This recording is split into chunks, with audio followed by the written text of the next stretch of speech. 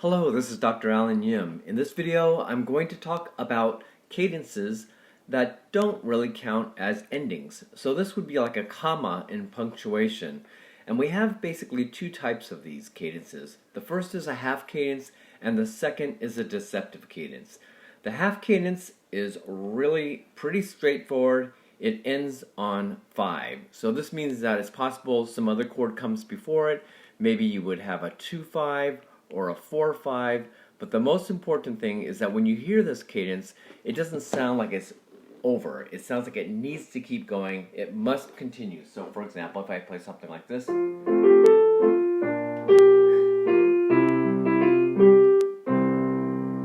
you can sort of sense that we're not done because I'm stopping on the 5 chord, and the next chord, that's the 1 chord, which would start the next phrase probably.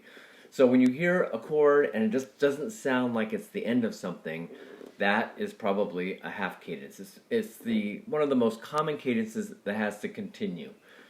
The other one is the deceptive cadence, and the deceptive cadence is a 5 to a 6 chord. So in this case, as you can see, the bass is going to step up. Normally when we have this type of motion, and it's in root position, which is what the deceptive cadence should be. Okay, so keep in mind, I'm going to write here, use root position only. Don't invert these chords or it's going to sound really strange. So use root position. Bass steps up. That means that the other voices for these two triads are probably going to step down when you resolve it.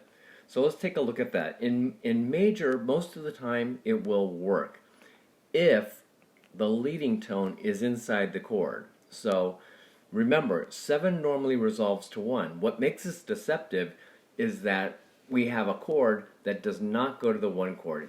It does something different, so it's not going where we expect. What I'm going to do, I'm going to take the D, I'm going to put it down to C, and I'm going to take the G, I'm going to put that down to the nearest chord tone, which is E. So, whoops, I think I just resolved this other one into the wrong note. The B, the leading tone, is going to step down to the root of the chord. So there we go. Whoop.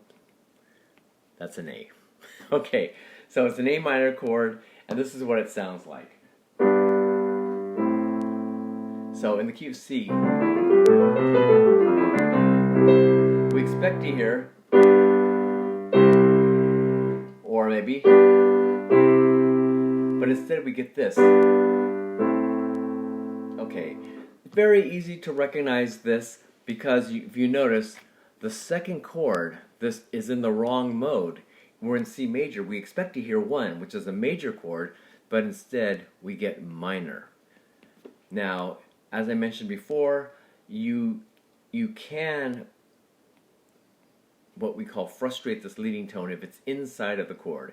If it was at the top in the melody, well, then you shouldn't do this. So for example, if I have it like this, I could continue down with the other 2 notes, but the upper note should go up. And the strange thing about this, and I will show you what this looks like right now. So let's suppose I put this on the top instead, and I move everything. I'm going to revoice this chord so you can see what I'm talking about. Alright, I'm going to put the leading tone, which is B, on top. And then I'll put maybe a D here and the G here. Okay, so here's 7. In this case, we're going to have the leading tone resolve upward. You cannot make it go down because it's going to sound very awkward. The other 2 voices, I'll have them do the same thing that they did before, which is to step down to the nearest chord tone. So the alto is going to go down to the C, the tenor is going to go down to the E. Alright, now, if you look at this, what's unusual in this is normal, is instead of doubling the root of this root position triad, we double the third. We talked about this before. This is an exception for this particular chord progression. We are going to double the third oftentimes, and this will be the norm. It sounds like this.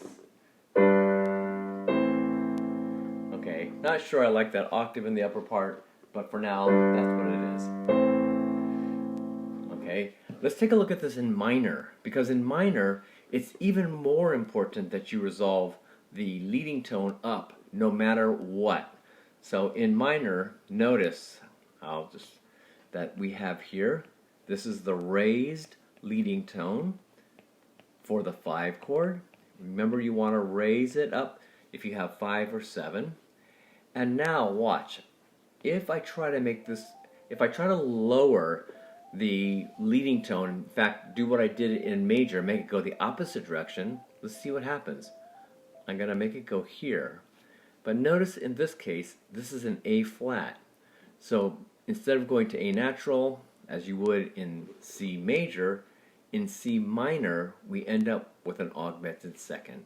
So you should never, of course, in minor, go from T to lay, this interval. So what does that sound like? So here, in this case, it'd be, right? You can hear that. That's T down to lay, the natural minor, the A, B natural to A flat. Instead, we must resolve it up by step to avoid that augmented second. So this is particularly important for voices, because for voice, like if you're writing for a choir, you do that and the choir is going to mess it up. I guarantee they will mess it up. So 7 here needs to go to 1 in the tenor. Alright, and then the other voices, as we mentioned, they can do the same thing that they did before. So the alto can step down, and the soprano, pardon my mess here. Alright, so there's your second chord. Notice this time it's A flat major. And again, we start with G. We expect to get a C minor chord, but instead we get an A flat major. So it's very, very easy to recognize a deceptive cadence because the second chord that we expect after the 5 chord is in the wrong mode. So here it is in C minor. So here's the G chord. That's the deceptive cadence that you see in front of you. Oops, I played the right. Okay, like this. First time I played the A flat in the tenor. That's incorrect. And again, the voice leading in this may look a little bit strange. The doubling here may look a little bit strange because, again, we have a double third. The alto and the tenor are actually singing the same pitch. So they're singing that C4. Okay, and that's the deceptive cadence in minor. Lastly, we're going to look at one remaining chord, and that is the Plagal Cadence, cadence I should say. The Plagal Cadence is simply 4-1. This one is not really used very often for anything other than Amen. So this ends usually sacred music, and sometimes it comes after an authentic cadence, but it sounds like this. It's 4-1. So I don't recommend that you end a piece with this, and I don't even think you would normally end a phrase with this. It just sounds, unless maybe you're writing religious music or something that you want to give a kind of an overtone of like this hymn ending. One other thing I want to point out with cadences is notice that the second chord or the last chord of the cadence is always on a strong beat. So if you're in 4, you want to end it on beat 1 or beat 3 in 4/4, right? Maybe. If you're in 3, so end the cadence on 1. End on the downbeat, which is strongest, at least for classical music.